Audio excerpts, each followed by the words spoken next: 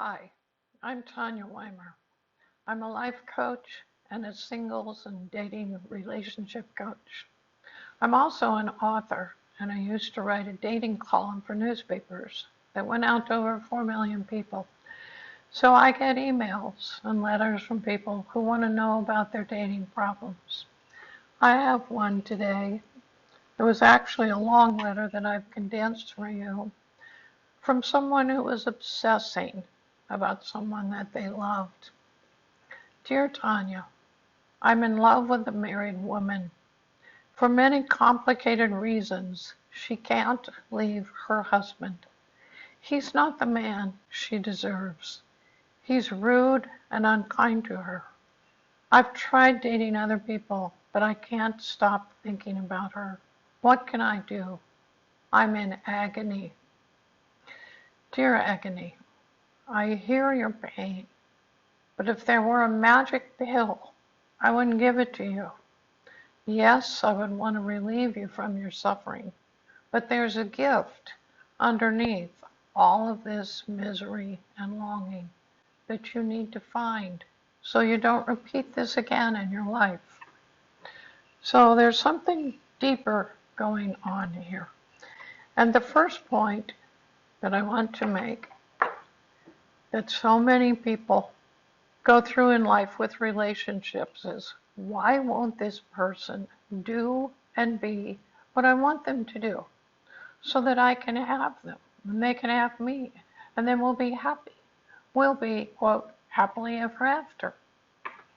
There's a kernel of this in every relationship where someone wants the other one to act and do and be the way they want them to, and then all their problems would be solved. Unfortunately, it doesn't work that way. And the answer to that is, we can't make people do what we want them to. So we have to let that go, or you're going to be miserable. The next point is, I would suggest that you look to see where in your life, when you felt this way in the past, where you felt powerless, where you felt you weren't heard, where you felt you couldn't do anything about it, and the person wasn't paying attention to you, and you suffered. Go back to that time and look and see what you could do about it now as an adult. We often repeat patterns that we're not aware of, and we will keep repeating them until we realize, oh, this is a pattern. I don't need to do this. Be the little person sitting on your shoulder watching yourself repeat that pattern so you can let it go. And finally, this is where you really need to put your focus. What's going on with your career, or your education, or your exercise, or health, or home life? This is where you need to shift your attention away from someone who cannot be with you to yourself, to what you need in your life.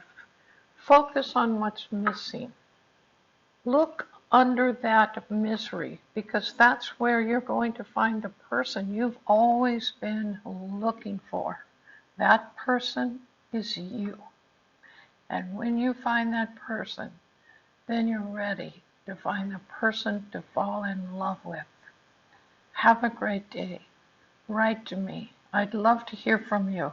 Tonja at deartonja.com.